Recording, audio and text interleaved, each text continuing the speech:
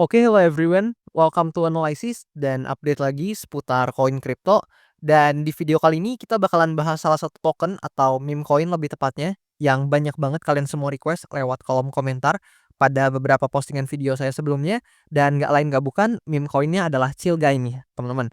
Dan per video ini saya record untuk Chill Guy menempati posisi ke-429 dari segi market cap atau kapitalisasi pasarnya dan untuk harganya ya kalian bisa lihat sendiri ya di sini untuk harga per tokennya gitu.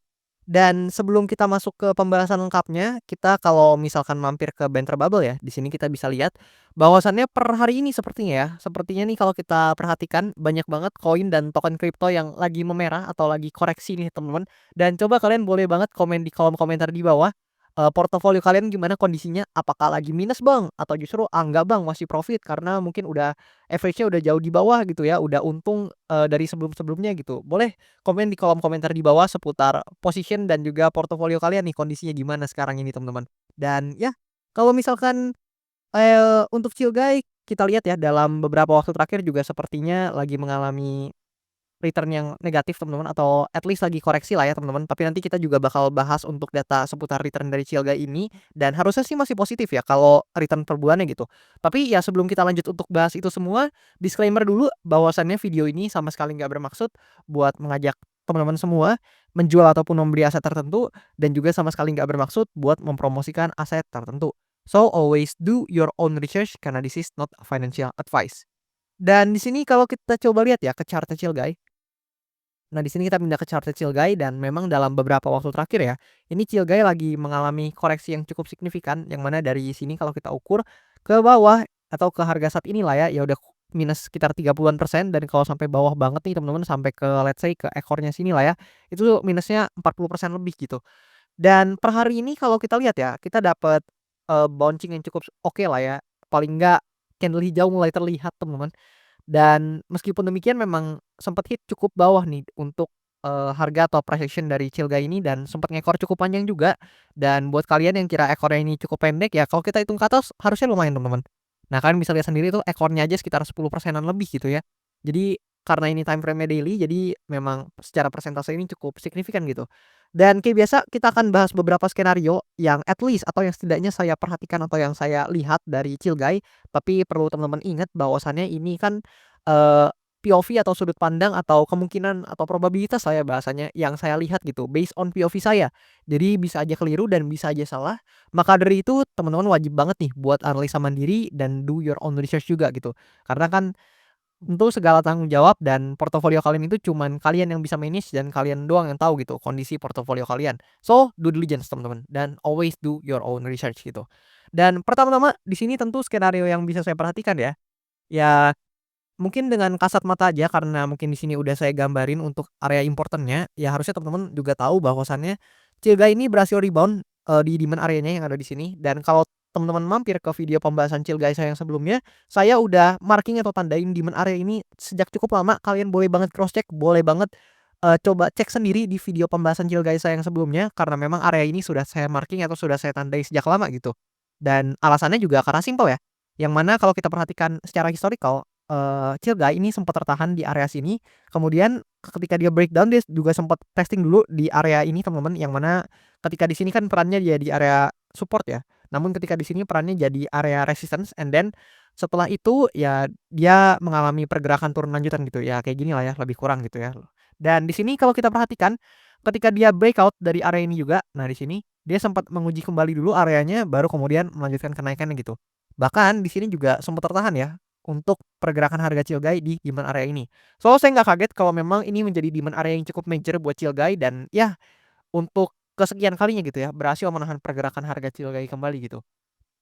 Dan dengan demikian sebenarnya ini ada, satu indikasi yang cukup oke lah ya, at least cukup bagus teman-teman. Kenapa? Karena artinya kita tahu bahwasannya ada pihak-pihak atau ada pelaku pasar yang mungkin tertarik nih buat akumulasi atau membeli Cilgai di demand area ini, sehingga kalian bisa lihat adanya bounce back atau adanya rebound yang cukup signifikan dari Cilgai di demand area ini.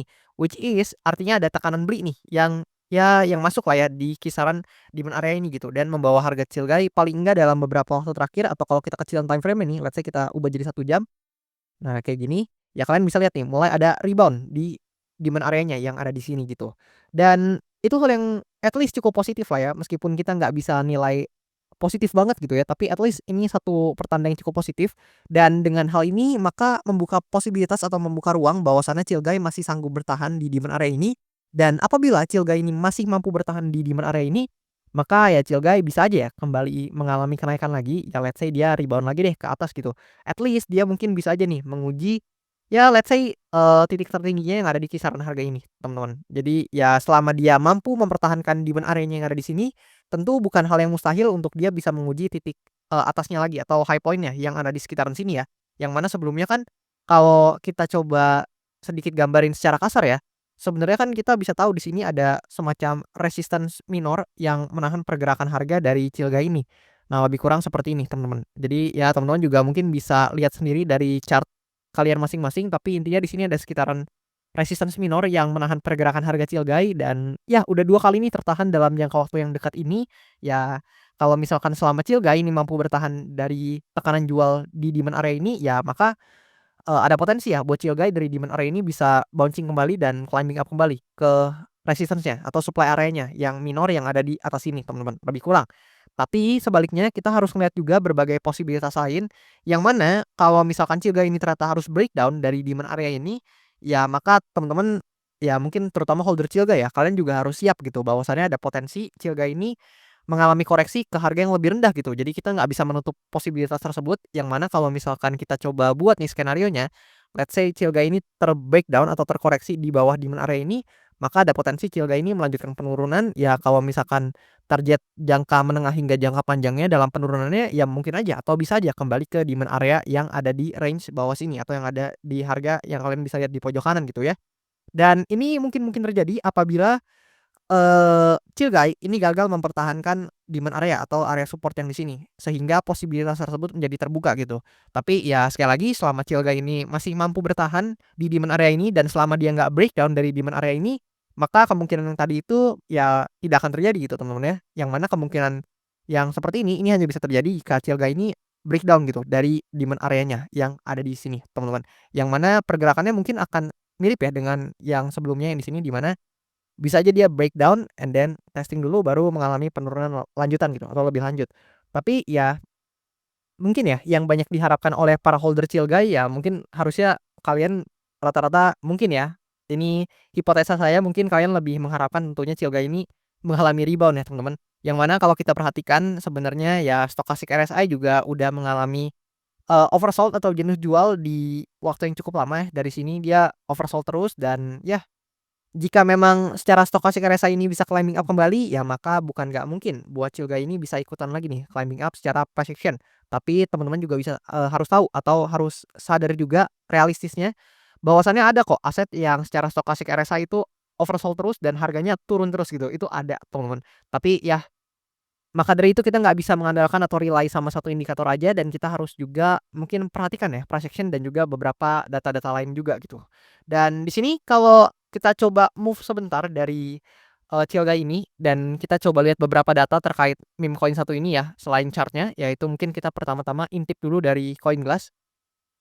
Nah, di sini kita bisa mengamati teman-teman bahwasannya Chill-Guy ini dalam beberapa waktu terakhir sebenarnya volumenya mengalami penguatan sekitar 33%, tapi memang open interest-nya sangat disayangkan minus sekitar 15% gitu. Dan dalam 24 jam terakhir ini kalau kita perhatikan ya, sepertinya posisi long di token atau meme coin Chill-Guy ini sangat-sangat banyak terlikuidasi ya, di mana kalau kita perhatikan long position di Chill-Guy ini, terlikuidasi sekitar $562.000 lah ya, sekitar segitu, untuk liquidation di long position-nya. Dan dalam 24 jam terakhir secara total Chill-Guy ini atau pelaku pasar atau value dari pelaku pasar yang udah terlikuidasi di Chill-Guy ini sekitar 600 ribuan US dollar gitu. Ya lumayan, dan kalau kita perhatikan juga memang cukup timpang ya untuk value yang terlikuidasi di long position dan value yang terlikuidasi di short position gitu, yang mana didominasi oleh long position buat value yang terlikuidasinya. Dan ini wajar karena memang dalam beberapa waktu terakhir ya kalian bisa lihat sendiri untuk transaction dari Chill-Guy ini mengalami penurunan sejak dari, resistance ya yang ada di sini gitu, lebih kurang.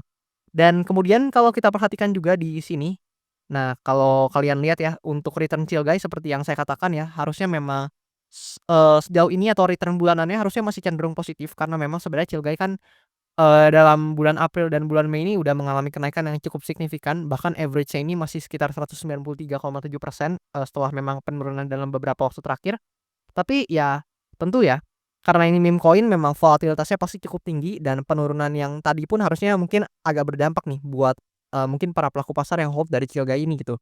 Dan di sini kalau kita perhatikan sekarang kan udah tanggal 30 Mei ya tahun 2025, udah di penghujung bulan Mei, teman-teman. Dan return Cilgai di bulan Mei terpantau sekitar 109,4%, dan dengan demikian, ya I think ya harusnya memang bakalan closing positif untuk Cilgai di bulan Mei ini. Tapi ya gimana menurut kalian untuk Cilgai ini di bulan Juni mendatang gitu atau di kuartal 2 akhir lah ya? Apakah menurut kalian meme coin ini masih bisa perform lagi? Atau justru menurut kalian kayaknya nggak menarik lagi Bang, kayaknya meme coin lain lebih menarik gitu? Ya boleh komen di kolom komentar di bawah, siapa tahu bisa kita jadiin bahan diskusi bareng gitu ya. Dan juga nggak lupa buat teman-teman yang mau request analisa koin, boleh banget request aja di kolom komen di bawah. Dan nanti kalau misalkan banyak yang tertarik, bakalan saya usahakan buat update dan bahas cepatnya. Dan juga ya, nggak usah malu-malu, kalian juga bisa request lewat Linktree saya yang ada di bio account TikTok ataupun Instagram saya juga, atau di link yang tertera di description channel YouTube saya, di mana di situ kalian juga bisa akses link traktir saya, yang mana di sini kalian bisa request analisa koin sambil support saya juga gitu sekaligus. Dan mungkin itu aja buat, video pada kesempatan kali ini. Kalau ada yang mau ditanyain atau mau didiskusiin boleh langsung mampir ke kolom komentar di bawah, dan thank you, sampai jumpa di video-video selanjutnya.